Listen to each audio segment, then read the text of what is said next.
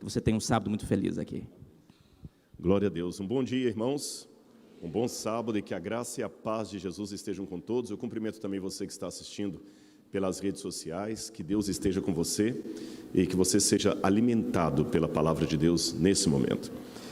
Irmãos, eu estou muito feliz de estar aqui porque festa batismal é a melhor festa da igreja. Eu acho que as duas cerimônias da igreja que mais emocionam um pastor, um membro, são o batismo e a Santa Ceia. Há muitas cerimônias bonitas na igreja, mas eu destacaria essas duas, o batismo e a Santa Ceia. Elas tocam o coração da gente. E hoje nós teremos o batismo da Júlia, que vocês vão conhecer daqui a pouco. Ela é a noiva do Patrick e em breve eles estarão se casando também. E eu fico muito feliz de estar aqui nesse momento todo especial. Uma vez eu fiz uma promessa ao Dr. Milton de, aos pouquinhos, ir levando a palavra de Deus ali para todos da família. A gente está cumprindo isso, né? Dando os estudos bíblicos e já estão vindo as pessoas aqui, graças a Deus por isso. E eu gostaria de, já que eu falei do Dr. Milton aqui, eu gostaria de, antes de começar o sermão, pedir vocês para eu quebrar o protocolo para fazer uma coisa aqui, e vocês vão entender. Quando a gente está no movimento da igreja e Jesus vai demorando a voltar, não vou negar para vocês, passa-se um sentimento às vezes de angústia no coração. Por que Cristo ainda não veio? Quanto tempo nós haveremos de esperar pela volta de Jesus? Eu não perdi a minha fé no segundo advento. Não interpretem minha palavra nesse sentido, porque não é esta a questão. Eu continuo crendo na volta de Jesus piamente. Eu sei que Ele vai voltar. Eu creio. Mas eu não nego a minha dor. Por que ainda não? A saudade. Você entendeu? Você sabe que o seu filho vai voltar daquele curso que ele fez longe do Brasil. Mas isso não impede você de sentir a dor e olhar para a foto dele. É esse sentido. Esse sentido da dor pelo ainda não da volta de Jesus, ele é agravado por um mundo que parece estar hostil a tudo que a Bíblia apresenta. Parafraseando Rui Barbosa, que no livro O Papa e o Concílio escreveu na introdução: haverá tempo em que os homens terão que pedir desculpas por serem honestos. Vão chegar tempos, ou já estão às nossas portas, em que nós vamos pedir perdão simplesmente por acreditar naquilo que a Bíblia apresenta. Porque a crença bíblica já é ofensiva. A gente olha para a juventude, para os mais novos e fala assim: Senhor, que universo vai cercar essas crianças? O que vai acontecer com a igreja? Mas aí Deus nos consola com eventos do passado que mostram que Deus sempre esteve conduzindo o povo dele. A escritora Ellen White escreveu: nada temos de recear quanto ao futuro, a menos que nos esqueçamos a maneira maravilhosa e providencial, diria eu, como Deus cuidou do seu povo no passado.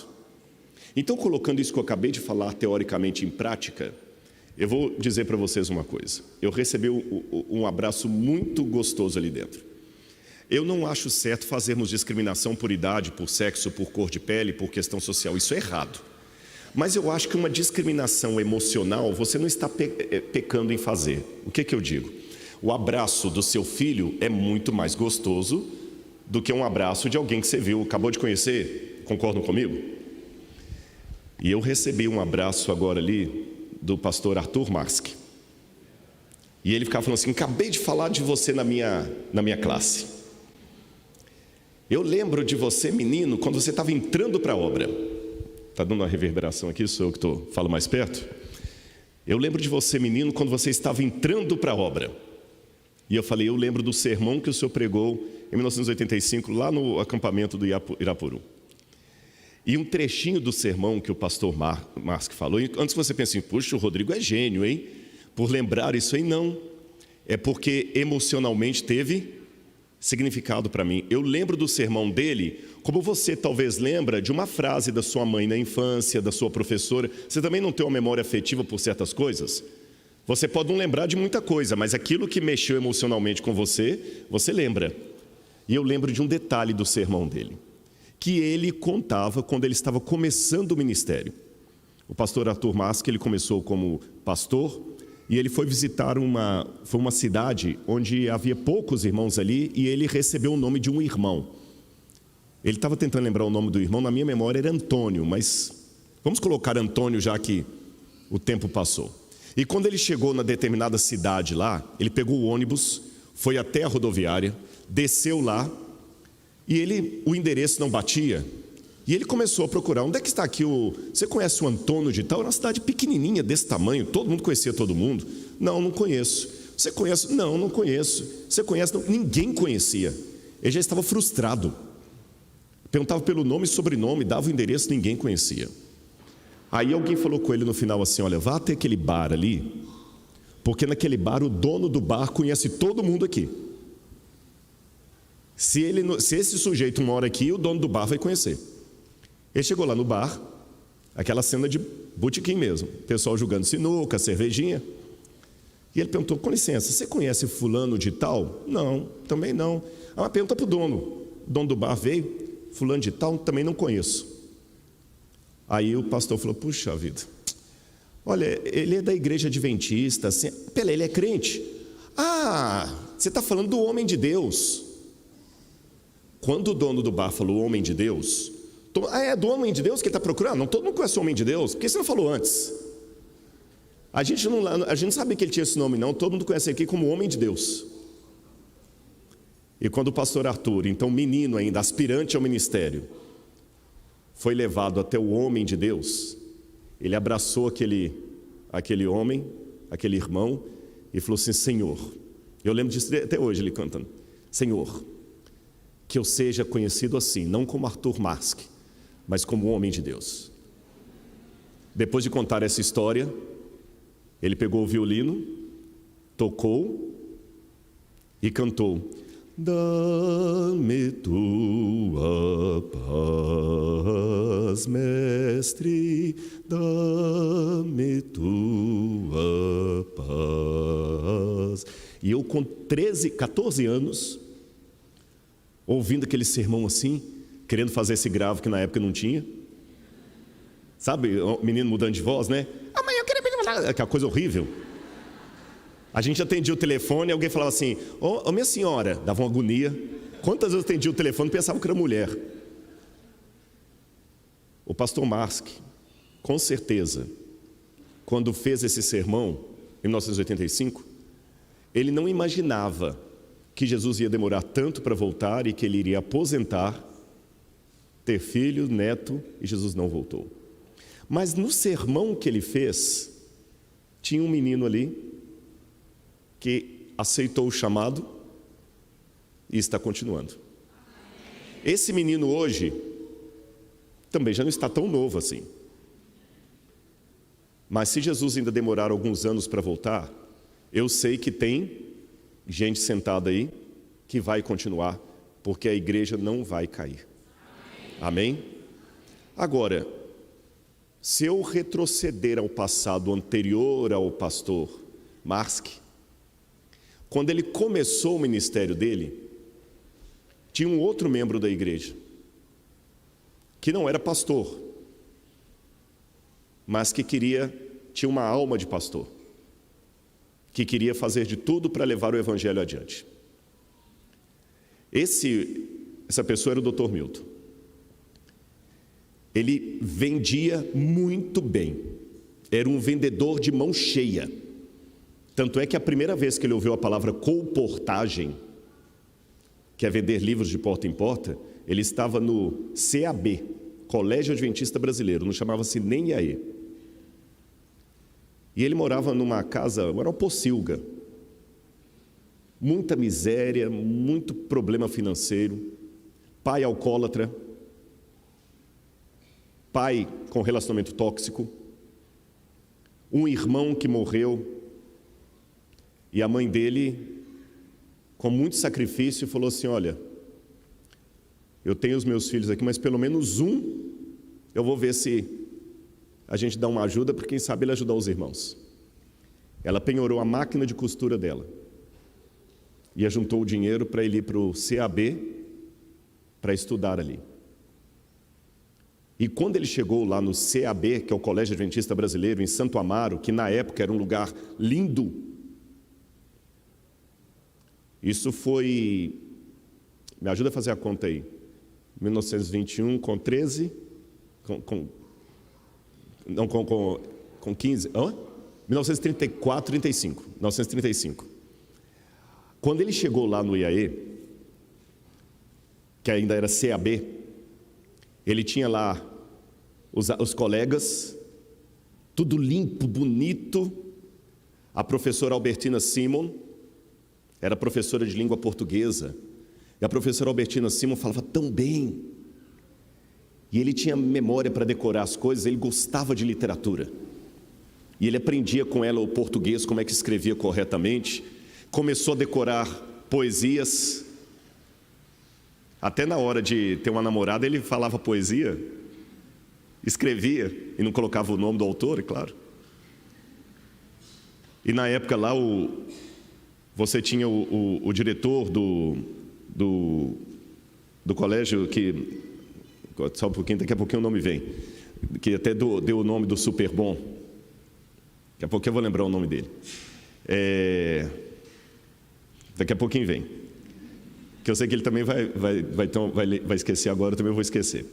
Mas aí daqui a pouquinho ele começa a estudar, ver os professores, os colegas, aquele ambiente todo ali, e ele falou, puxa vida, tem algo melhor do que o lugar de onde eu saí. Só que começou a terminar o semestre e ele não tinha dinheiro para continuar. Aí alguém falou, por que você não sai para colportagem? Ele falou, colportagem? O que é isso? Colportagem. Ah, você vai vender livro de porta em porta e tal, aí você pode conseguir o dinheiro para voltar. Ele foi fazer isso. Colportou, falou, eu estou bem nisso aqui. E começou aí. E foi, e cresceu. Depois acabou saindo do CAB.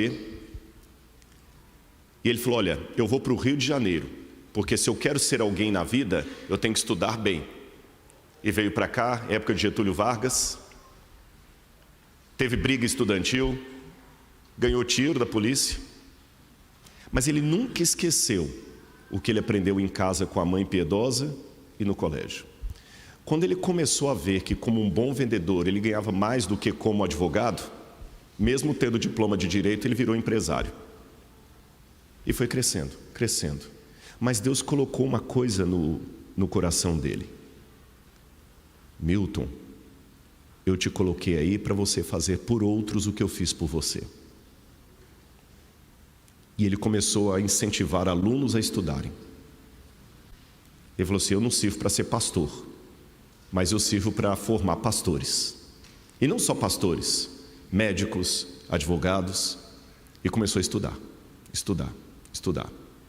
Houve um episódio da vida do Dr. Milton que eu ouvi da própria testemunha ocular, porque ele mesmo não conta essas coisas. Quando ele estava em Nova Lima, ele iria ajudar uma igreja. E o pastor foi lá para pegar o cheque para ajudar na construção de alguma coisa da igreja. E viu o Dr. Milton conversando com o contador. E a porta estava entreaberta e o pastor escutou a briga ali.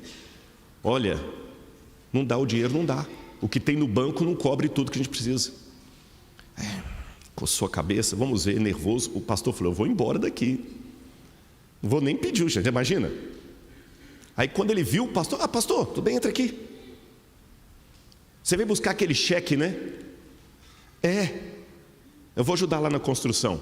Quanto que a gente tem no banco? O contador falou, tanto. Faz o cheque e passa para ele. E o contador falou assim, Milton, eu estou falando que o que a gente tem não vai cobrir todas as dívidas que nós temos. É o que você falou, não vai resolver o nosso problema, mas vai resolver o dele, então dá o cheque para ele. Isso se repetiu muitas e muitas vezes. Houve abusos a bem da verdade. Não posso contar a história apenas politicamente correta. Houve pessoas que abusaram. Houve pessoas que até deixaram uma imagem ruim por causa do abuso. Mas houve muitas pessoas que foram ajudadas. Um dia ele chegou em Brasília e por alguma razão quem iria buscá-lo atrasou. Chegou uma moça para ele e falou assim, Dr. Milton Afonso? Ele falou, sim, como é que você... E a moça bem vestida, de salto alto, taillé. Ela falou, desculpe-me, o senhor está precisando de alguma coisa? Ela falou, eu estava esperando alguém que vinha me buscar. Não, eu levo o senhor. Calma, eu não sou o que o senhor está pensando, fique tranquilo. Porque uma moça bonita vem assim, chamando pelo nome. Ela falou assim, o senhor talvez não me conheça, mas eu e minha irmã éramos filhas de uma senhora que era garota de programa. Ela era prostituta. E o juiz nos tirou da nossa mãe, de um ambiente completamente tóxico, e nos levou para um dos lares de crianças que o senhor tinha. Eu e minha irmã crescemos no lar, o senhor pagou a nossa faculdade, os nossos estudos. Hoje eu sou advogada, minha irmã é médica. E eu quero ter a honra de dar a carona para o senhor onde o senhor precisar ir. Esse é o Dr. Milton Afonso, mais de 60 mil bolsas de estudo. E pela graça de Deus, ele está comemorando 101 anos. E o último testemunho que eu dou aqui não é financeiro, é humanitário. Humano, não humanitário, humano. Quando eu tive uma fase muito ruim da minha vida, péssima, um capítulo terrível, que se eu pudesse tirar do livro eu tiraria, mas é bom que fique ali, porque esse capítulo que faz eu ser quem eu sou e dar moral para dizer a você, calma que Deus vai te dar vitória, porque deu a mim. Ali não foi uma bolsa de estudo, não foi dinheiro, não foi um cheque, mas foi um abraço que ele me deu, que Patrick lembra. Ele falou duro comigo como fala com os filhos e netos, mas me levou lá para fora e falou, fica aí quieto, eu vou cuidar de você.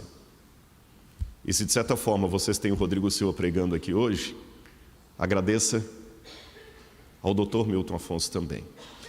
Não ao dinheiro dele, mas à pessoa dele, porque aquele dia não era de um cheque que eu precisava, não era de um cartão de crédito, eu precisava de um abraço e de um cuidado paterno. E ele está fazendo, depois de amanhã, 101 anos de idade. Amém? E eu queria, talvez para ele não ter que subir aqui, ele sobe aqui tranquilo? Sobe aqui? Ô, Beto, ajuda ele a vir aqui. Eu queria que o Beto, a Neide, todo mundo da família viesse. Eu acho que o Paulinho está aí também com a família. Que eu queria que vocês viessem aqui. Vocês vão entender por que eu comecei essa história falando do pastor Arthur Marski. Vocês vão ver onde é que eu vou fechar aqui o ciclo. Deixa eu colocar uma cadeira aqui, para ele sentar. Aguenta? Mais um pouquinho. Pronto. Bonitão. Aí, ó. Eu que fiz o nó de sua gravata hoje. Senta aqui. Venham aqui para frente. Podem vir aqui, Beto. Eu queria que vocês viessem todos aqui à frente. Vem aqui também, Júlia. Vem aqui. É sua mãe? Convide para vir também aqui. Tá bom? Tem mais um. A Liliane tá aí? Tá. Chama, pode vir aqui, Liliane. Todos que são da família Afonso, venham aqui, por favor.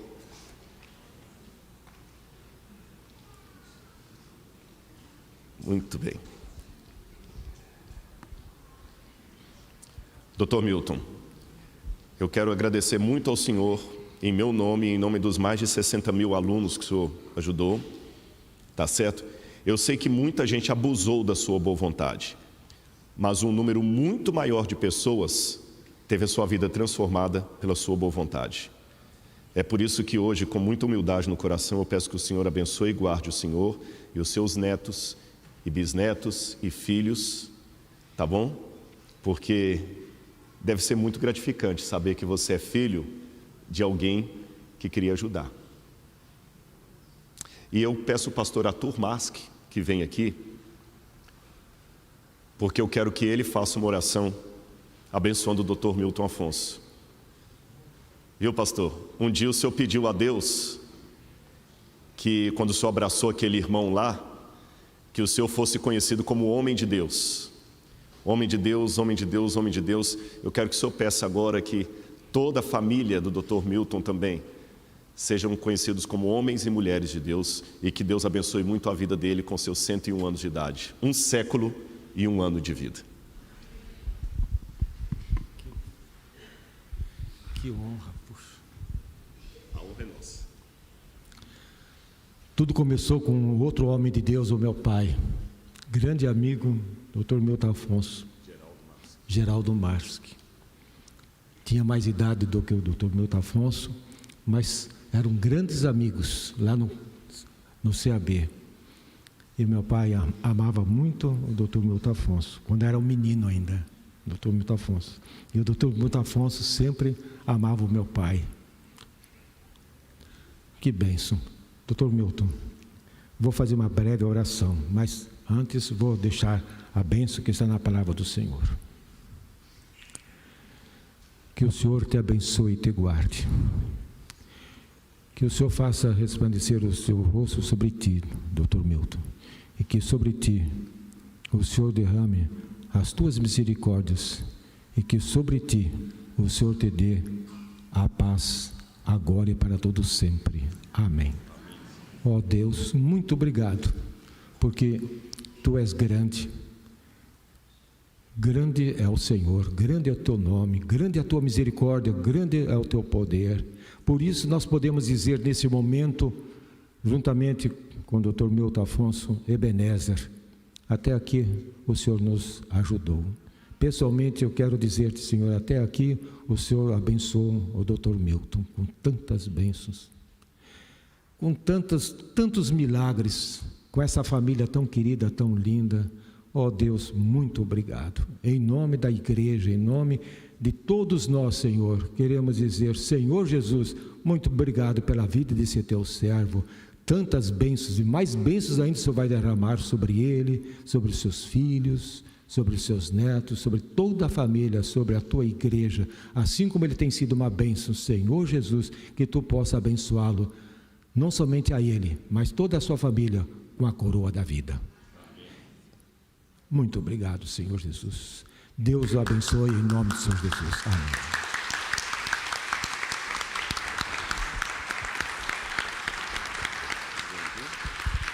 Quer falar alguma coisa? Então vamos lá. Quer sentar ali embaixo então? Domingos Peixoto da Silva. É que tem muita página aberta do Google e vai travando.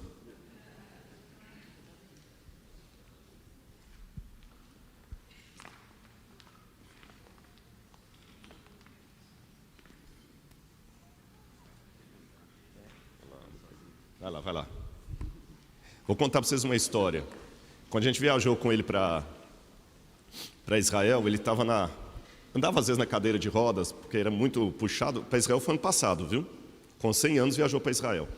Aí teve uma hora que a gente estava num lugar lá, e ele não queria levantar da cadeira, mas tem que forçar um pouquinho. Aí a Laura falou assim, aquelas meninas ali, eu não estou acreditando que o senhor tem 100 anos e o senhor está tão ativo. Só falou isso, ele levantou. Não quis sentar mais. Mas com 95 pulou de paraquedas, né, Beto? Para a alegria do Beto. Oi? 12 mil pés na Nova Zelândia. Eu não pulo nem daqui ali embaixo. Muito bem, meus queridos. Vamos nessa manhã falar com vocês um pouquinho. Deixa eu só afastar aqui, ó. Pronto. O poder da fraqueza. Esse é o tema que eu tenho para pregar hoje para vocês. Se vocês olharem, nós vivemos uma vida onde a cultura atual é a cultura da força, do poder, da resistência. Essas palavras força, poder, resistência estão aí para todo lado. Muitos palestrantes de autoajuda, trainees, como se diz, pessoal de empresas motivacionais, palestras motivacionais, sempre usam essas palavras: força, poder, resistência. Você tem que vencer. Você vai incentivar os seus vendedores lá, né? Você tem que vencer, você tem que colocar o seu coração nisso. Aí conta uma história de alguém como o Dr. Milton, que começou pobre e venceu na vida. É isso que faz o papel hoje. Já tem igrejas, muitas pregações hoje de prosperidade. É isso, olha, você que é um empresário, venha fazer aqui a terça-feira do milagre urgente, você vai ganhar dinheiro, vai ganhar isso. Nós hoje queremos. Na política, fala-se tanto em resistência, vamos resistir a isso. Nós vamos resistir do lado de cá também, não vamos aceitar. Negros, mulheres, pessoas minoritárias, hoje nós vamos resistir. Agora, o curioso é que a Bíblia, entrando em contradição com tudo isso, num paradoxo, fala que o poder de Deus se aperfeiçoa na fraqueza. Eu quero ler com vocês aqui o livro de 2 Coríntios, capítulo 12, versículo 8. 2 Coríntios 12, verso 8. Paulo está reclamando de uma dificuldade que ele tinha na vida. Verso 9, melhor dizendo. Paulo estava reclamando de uma dificuldade que ele tinha na vida, que ele chamava de espinho na carne, um instrumento de Satanás para limitá-lo. E no verso 8 ele diz: 3 vezes eu pedi ao Senhor que afastasse de mim esse espinho na carne, essa dificuldade, essa crença limitante que ele tinha, um poder físico, um problema físico. Então o Senhor me disse: a minha graça é o que basta para você, porque o poder se aperfeiçoa na fraqueza. O poder se aperfeiçoa na fraqueza. É interessante que essa palavra grega, fraqueza, astenia, significa falta de estímulo, falta de vontade. Em grego você tem lá, regar dynamis en asteneian teletai. O meu poder é na fraqueza, na falta de vigor que ele se complementa. É isso que está no grego. O meu poder se complementa, chega ao seu fim na fraqueza. É estranho isso. É um paradoxo. Olhem a foto daquela menininha ali. Eu acho que quando eu vi a primeira vez essa foto, eu até coloquei nas minhas redes sociais, eu coloquei com a imagem assim: é por isso que o reino dos céus é das crianças, né? Na ingenuidade dela, ela acha que está ajudando. Mas se você olhar por outro lado, o poder de Cristo se aperfeiçoa na fraqueza de que forma? Só a foto de Jesus carregando a cruz daria um impacto. Mas o fato de ter aquela criancinha no fundo ali não deu um outro impacto em vocês? O meu poder se aperfeiçoa na fraqueza. Em que sentido? O poder de Deus fica mais vivo quando na fraqueza Ele mostra o que Ele pode fazer. O poder de Deus fica ainda mais esplendoroso quando na fraqueza Deus mostra o que Ele pode realizar, mesmo a partir de pessoas fracas. Mas é difícil a gente aceitar isso na prática. Eu não sei se todos conhecem, isso aí é uma foto de um seriado da Netflix chamado Falda. Falda é uma palavra muito interessante. Falda é uma palavra que tem tanto em hebraico quanto em árabe moderno.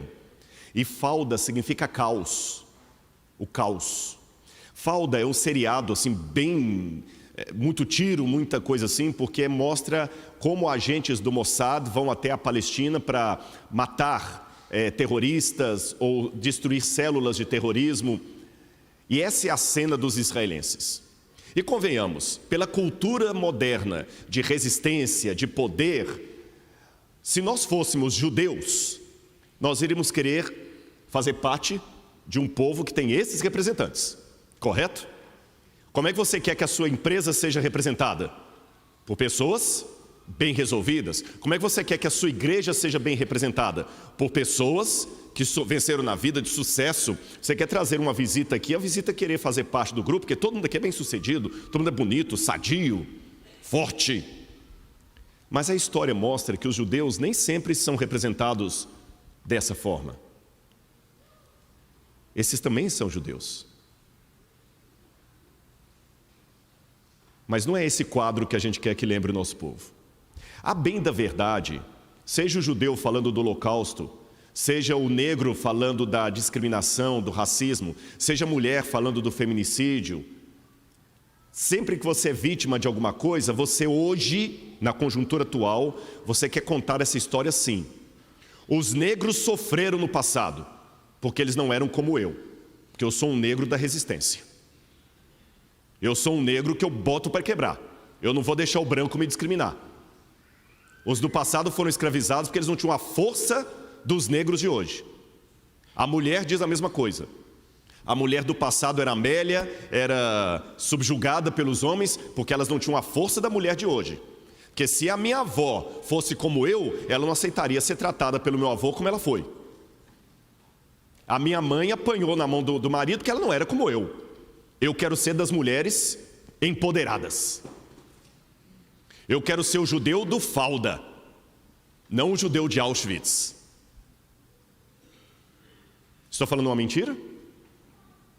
Não é isso que nós somos sempre treinados a pensar e a querer ser?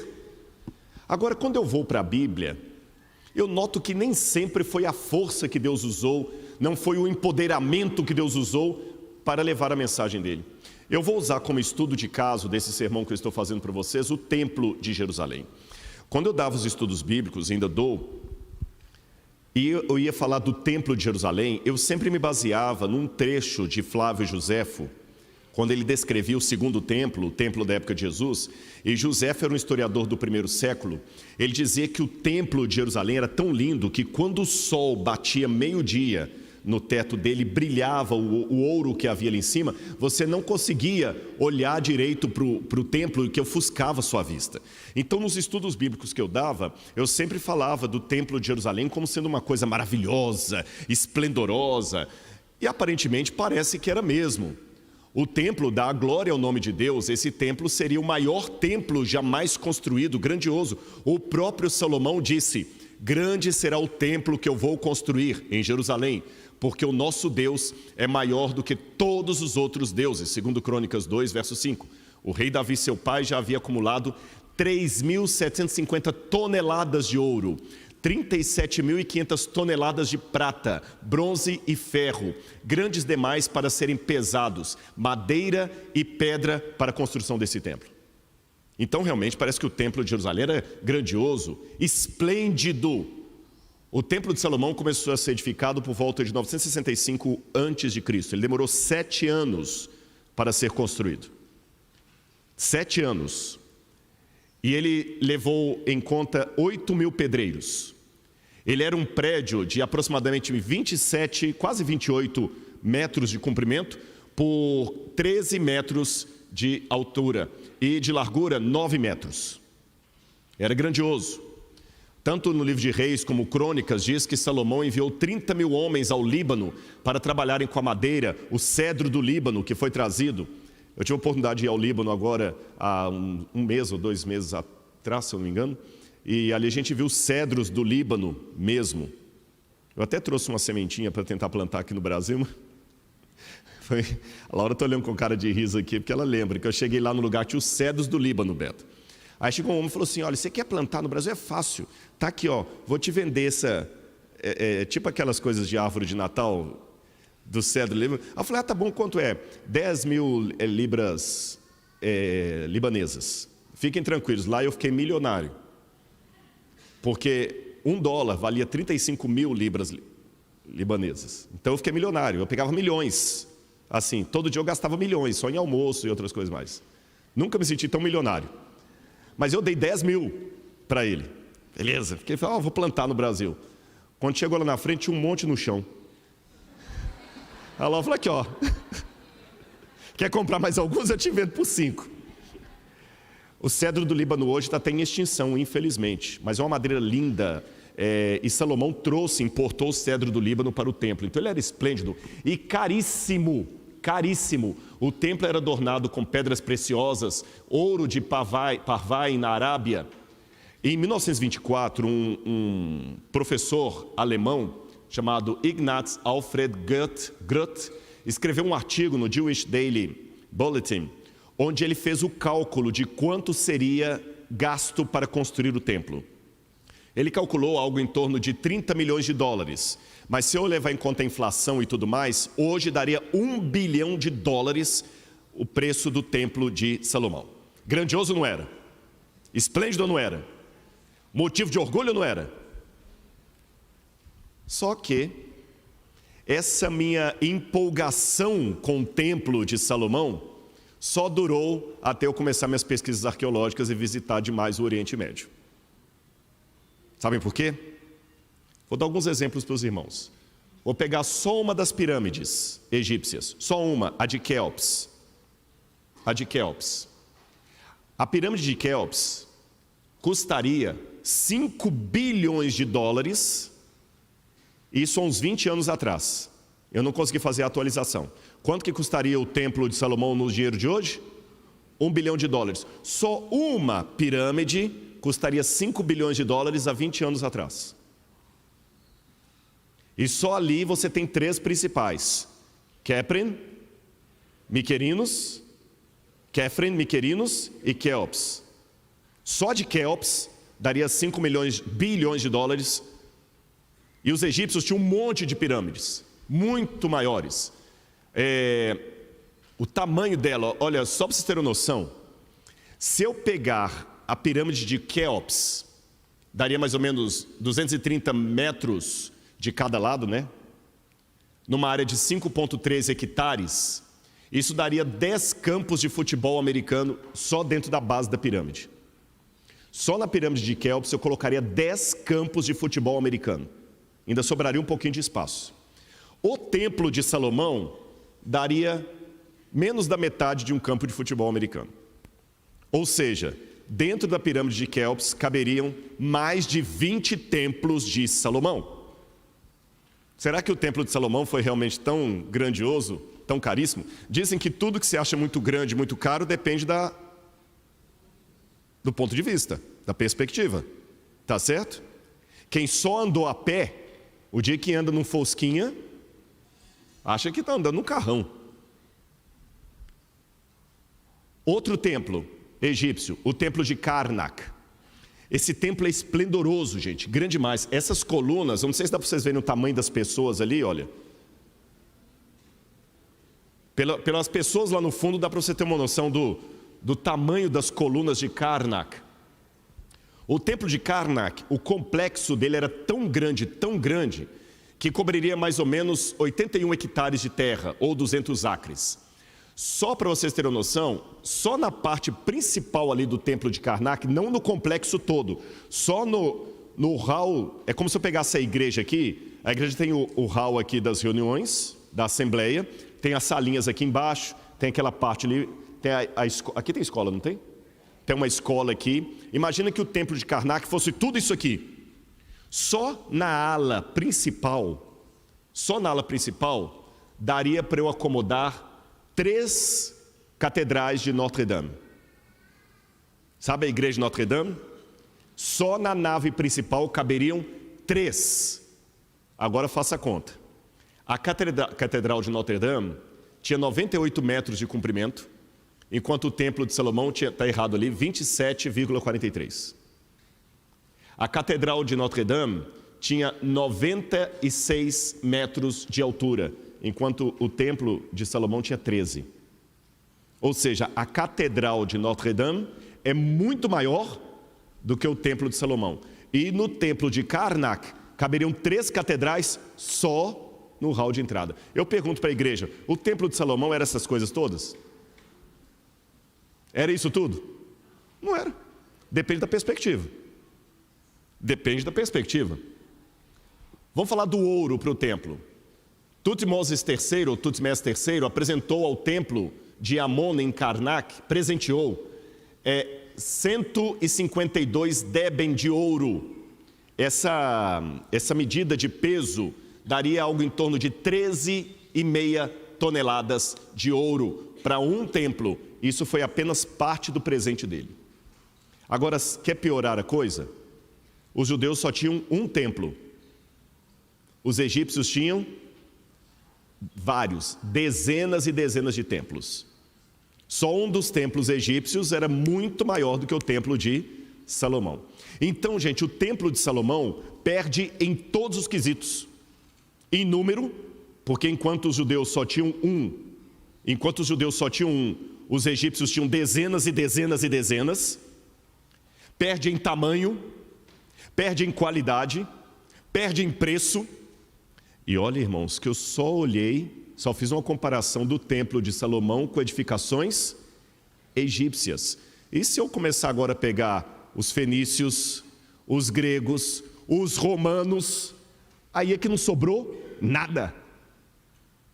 Chega a ser decepcionante em termos de restos arqueológicos quando você vai escavar no Egito e quando você vai escavar em Israel. Porque no Egito você tem monumentos inteiros ali, Israel você acha só uns fragmentozinhos de coisa assim.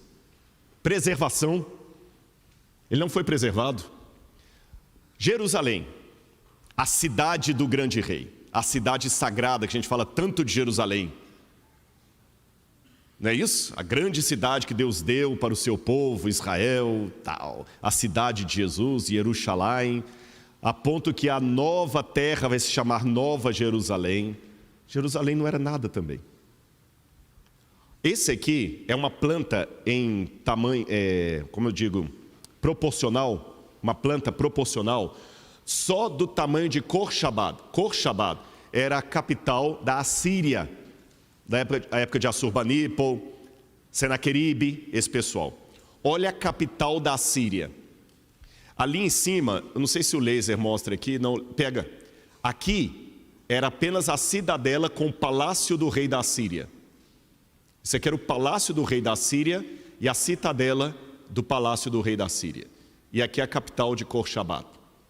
E proporcionalmente eu coloquei aqui a imagem de Jerusalém.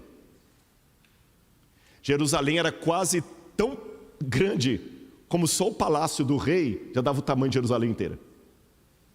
Jerusalém era uma grande cidade? Não era. Aí eu pergunto, por que Deus escolheu algo tão modesto à vista de outros edifícios? Por que Deus escolheu os judeus que eram tão pequenos? Israel nunca teve um império que cobriu toda a Europa, todo o norte da África, como Roma, Babilônia, que pegou a Ásia. Só aquele pedacinho ali, o reino unificado de Salomão, era uma coisa pequena. Por que tinha que ser coisa tão pequena? Por que o templo de Deus tinha que ser algo tão pequeno? Vamos falar do templo. Por que tinha que ser algo tão pequeno? É porque os planos de Deus eram diferentes. Olha que interessante, mesmo os judeus ainda tendo orgulho do templo, Jeremias falou, não confiem em palavras falsas dizendo, templo do Senhor, este é o templo do Senhor. Quando Deus fala assim através do profeta, parece que Deus nem estava ligando muito para o templo. Sabem por quê? Eu vou ler algumas passagens da Bíblia para vocês. Olha como o poder de Deus é muito mais grandioso do que os planos dos homens. Vou repetir minha frase. Olha como os planos de Deus são muito mais grandiosos do que os planos da mídia, do marketing e os planos humanos. Vou mostrar para vocês qual era o planejamento de Deus. Vamos ler apenas algumas passagens. Êxodo capítulo 19. Alguém sabe me dizer aqui qual era a tribo que Deus colocou para servir de sacerdócio e comandar o templo e o santuário? Levi. Nota 10 para vocês, estão conhecendo a Bíblia. Tribo de Levi. E se eu falar com vocês que esse não era o plano original de Deus? Assim, não era. Deus não queria que a tribo de Levi fosse sacerdote. Sabe qual tribo que Deus queria que fosse sacerdote? Êxodo capítulo 19, versículos 1 a 6. No terceiro mês, depois da saída dos filhos de Israel da terra do Egito, no primeiro dia desse mês, eles chegaram ao deserto do Sinai. Tendo partido de Refidim, vieram ao deserto do Sinai, no qual acamparam. Ali Israel acampou em frente do monte. Moisés subiu para encontrar-se com Deus, e do monte o Senhor o chamou e lhe disse, assim você falará à casa de Jacó e anunciará aos filhos de Israel. Vocês viram o que eu fiz aos egípcios e como levei vocês sobre asas de águia e os trouxe para perto de mim. Agora, pois, se ouvirem atentamente a minha voz e guardarem a minha aliança, vocês serão a minha propriedade peculiar dentre todos os povos, porque toda a terra é minha. E vocês serão para mim um reino de sacerdotes e uma nação santa. Essas palavras você falará aos filhos de Israel. Deus queria que os levitas fossem sacerdotes? Não. Qual tribo Deus queria que fosse sacerdote? Todas. Todas. Todo mundo era para ser sacerdote e comparecer no templo de Deus. Mas se Deus queria que todos fossem sacerdotes, por que só os levitas se tornaram sacerdotes? Eu não vou ler todos os versos ali por causa do tempo, mas é interessante que Deus fez uma proposta com Moisés. Fale com o povo para jejuar, se santificar e preparar, e amanhã você vai subir ao monte e o povo vai subir ao monte comigo. Só que quando o povo chegou diante, o que aconteceu? Eles ficaram com medo. É interessante que aqui no verso 22, diz assim, no verso 17: e Moisés levou o povo para fora do arraial ao encontro de Deus, e puseram-se ao pé do monte. Verso 22, também os sacerdotes que se aproximaram do Senhor devem se consagrar. Aqui está falando sacerdotes no sentido, não é o sacerdote levita, eram os representantes do povo, para que o Senhor não se volte contra eles. Aqui Moisés disse ao Senhor: o povo não poderá subir ao monte, porque tu nos advertistes dizendo, marque limite ao redor do monte. Mas não foi só isso que Deus falou. Deus falou o seguinte: marca o limite, o povo não vai subir agora, o povo vai se consagrar e amanhã o povo sobe. Vocês entenderam? Mas na hora de encontrar com Deus, o que aconteceu com o povo? Não subiu. Por quê? Medo. Desculpa, o povo não vai subir não, porque o Senhor colocou limite aqui. Era para o povo subir. Olha o que diz o capítulo 20, verso 18. Todo o povo presenciou os trovões, os relâmpagos, o som da trombeta no monte fumegante, e o povo, observando, tremeu de medo e ficou de longe. Disseram a Moisés: fale-nos você e ouviremos, porém não fale Deus conosco, para que não morramos. Olha para mim aqui, nunca mais esqueço o que eu vou dizer. O medo é diferente do temor. O temor é a reverência pela coisa sagrada. Temei a Deus e dá-lhe glória. O temor é a reverência, é o reconhecimento da majestade e da grandeza de Deus.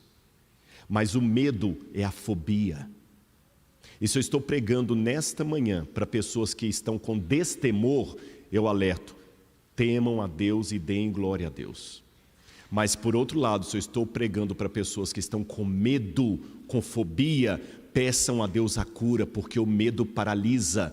O medo te impede de receber bênçãos. De acordo com a Bíblia, 1 João 4,18, o contrário do amor não é o ódio, é o medo. Que na Bíblia diz assim, o medo, como é que é? No amor não existe medo. Ora, o medo produz tormento, e todo aquele que teme não é aperfeiçoado no amor.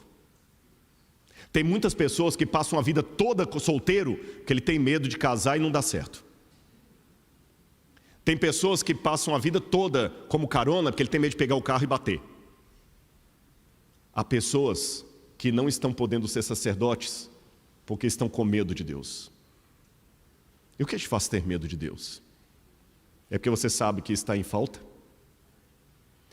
A promessa de Deus então é que, tendo uma nação inteira de sacerdote, os judeus seriam muito maiores que os egípcios, que os gregos, que os babilônios, porque enquanto esses precisavam de um sacerdote para representá-lo no santuário, o judeu não precisaria, cada um faria o seu sacrifício, como era antes do êxodo. O pai de família, Noé, Abraão, fazia o sacrifício. Todo mundo ia poder celebrar a Santa Ceia, não apenas participar dela. Por isso que eles tiveram que fazer um templo, porque eles deixaram de ser o templo de Deus. Você olharia o templo do babilônico, olharia o templo do romano, o templo do egípcio, o templo do grego e o povo de Israel. Mas eles não entenderam isso, achavam que para serem iguais a todo mundo, eles também tinham que ter um templo. Aí no Novo Testamento, Deus faz uma coisa maravilhosa. Dá para os judeus um templo que é maior do que todos os outros. Evangelho de João, capítulo 1, versículo 14. E o verbo se fez carne e habitou no meio de nós. E vimos a sua glória, glória como o unigênito do Pai. É interessante que no Evangelho de João é dito que Cristo repetiu o que Deus fez lá no passado. No livro do Êxodo, quando o pessoal ficou com medo de Deus, Deus falou com Moisés assim: Moisés, já que eles estão com medo de mim aqui no Sinai, e eles não querem vir até aqui o topo do monte, eu vou fazer o contrário. Faz uma barraca para mim que eu vou descer e vou morar no meio deles. Moisés deve ter falado assim: Senhor, o senhor está ficando louco? Se eu estou falando que eles não querem subir ao monte, que eles estão com medo do Senhor, o senhor vai descer e vai sair todo mundo correndo. Não. Faça uma barraca no meio deles, que eu vou morar no meio deles. Mas para não ofuscá-los, eu vou morar de maneira humilde. Eu vou apagar minha glória. Só vai brilhar no Shekinah. O Shekinah não está na Bíblia, não é a palavra. E Moisés fez uma tenda para Deus, humilde. No Novo Testamento, esse movimento se repete quando Deus faz novamente uma tenda para si, o corpo humano, e ele vem habitar no meio de nós. Isso torna o verdadeiro templo judeu, que é o Jesus, que é o Messias, maior do que todo outro. Porque nenhum povo da humanidade teve Deus habitando no meio deles. Eles tiveram. Ele veio. E essa bênção não para aqui. Sabe onde é que ela vai mais? Eu vou falar onde é que ela vai. Ela vai mais além, porque em Apocalipse capítulo 14, Jesus fez uma promessa, verso 17. Apocalipse 14, 17. O Espírito da verdade, que o mundo não pode receber, porque não o vê nem o conhece, vocês o conhecem, porque ele habita com vocês e estará com vocês. E no verso 23 ele complementa: se alguém me ama, guardará a minha palavra, e meu Pai o amará, e viremos para ele e faremos nele morada. Deus promete nos dar aquilo que foi oferecido aos judeus. Nós podemos ser hoje uma nação de sacerdotes, povo eleito de Deus, uma nação de templos. Por quê? Porque o Espírito de Deus habita em nós. O nosso corpo se torna templo do Espírito Santo. E essa é a coisa mais linda, porque eu sei que por mais grandiosa que seja a pirâmide de Quéops, o templo de Karnak, se eu falar com você aqui, você tem agora, Carol, 5 bilhões de dólares, e você tem que salvar uma coisa, uma vida ou outra coisa. Uma coisa vai ser destruída, ou a sua filha, ou a pirâmide. Você precisa de um segundo para decidir? Mas são 5 bilhões de dólares, e a pirâmide é uma das 7 maravilhas do mundo antigo. Uma pergunta chega a ser até ofensiva. Precisa de um segundo para decidir? Quem vale mais? Uma vida humana ou a pirâmide de Quéops? A vida humana. Então onde está o verdadeiro templo de Deus? Na vida humana. Por isso que na ótica humana, o marketing era fazer algo monstruoso. Na ótica de Deus, o marketing é fazer algo modesto, que perdura e que tem mais valor agregado do que uma pirâmide. E é por isso que o Apocalipse termina dizendo: eis o tabernáculo de Deus com os homens. Deus estará com eles, e eles serão povos de Deus. E quando João ouviu eis o tabernáculo de Deus com os homens no Apocalipse, João olhou em redor e tentou procurar o tabernáculo. E ele falou: mas estranho, eu não vi santuário. Que contradição é essa? Aí próprio Deus responde: você não viu o santuário porque o próprio Cordeiro é o santuário no meio deles. Então eu quero terminar o meu sermão nesta manhã conclamando você, fraco, defeituoso, a ser um santuário de Deus, um templo de Deus. Eu não sei se a Júlia já está preparada para entrar ali com o pastor.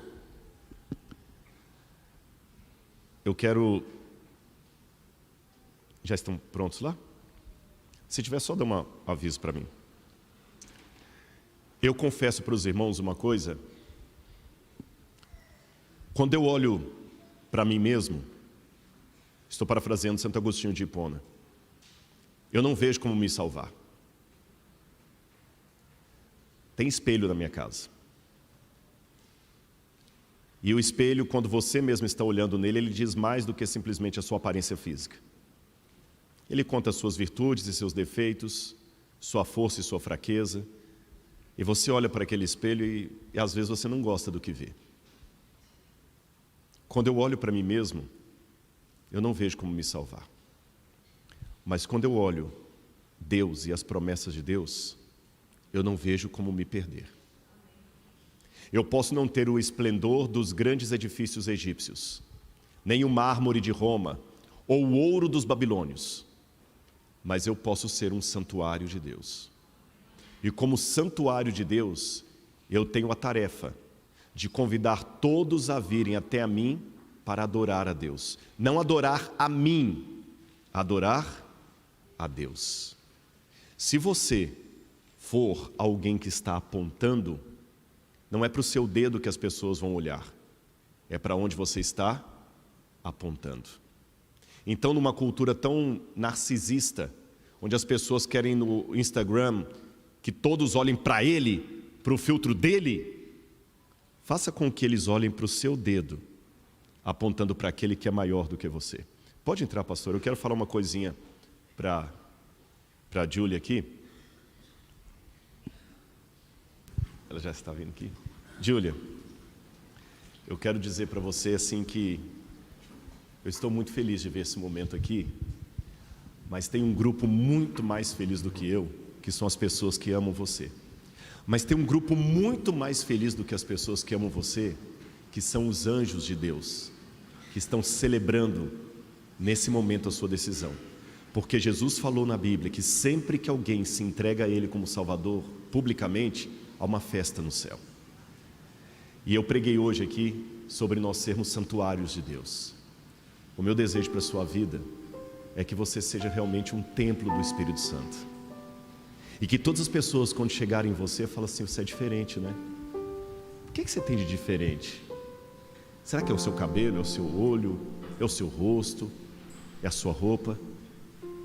É o que você exala, a presença de Deus. Eu sei que você tem defeitos como eu tenho defeito, o pastor tem, todo mundo, mas eu quero que você olhe uma foto última que eu vou mostrar. Consegue ver aquela foto daí? O pessoal está vendo essa foto? Aquela foto, Júlia, é uma foto real. Aquele anãozinho que está sendo carregado ali chamava-se Samir. Samir. E o altão que está carregando Samir nas costas se chamava Muhammad. Olha que ironia. O Samir era um cristão e o Muhammad era muçulmano. E eles sofriam muita discriminação onde eles moravam, porque as pessoas não tinham a ideia de acessibilidade, respeito aos deficientes físicos. Não havia isso na época. Eram quase inválidos. E o Muhammad tentava vender panelas, mas ele não conseguia, porque ele era cego. Ele batia, as pessoas davam dinheiro errado para ele. O Samir podia ver, mas ele não podia andar porque ele tinha as pernas atrofiadas. Era um anãozinho com as pernas atrofiadas. Um dia o Samir encontrou-se com Muhammad e eles fizeram um acordo, um pacto de paz. O Muhammad falou: eu não tenho olhos, mas você tem, Samir. E o Samir: eu não tenho pernas, mas você tem, Muhammad. E por longos e longos anos, o Muhammad emprestava as pernas dele para o Samir, e o Samir emprestou o olho dele para Muhammad. E essa foto foi tirada dos dois, e eles andavam por toda a cidade. Os dois tinham defeitos, deficiências, limitações, mas um permitiu que a sua limitação trouxesse o outro para a vida dele, e o outro permitiu que a sua virtude suprisse a limitação do outro. Em contrapartida,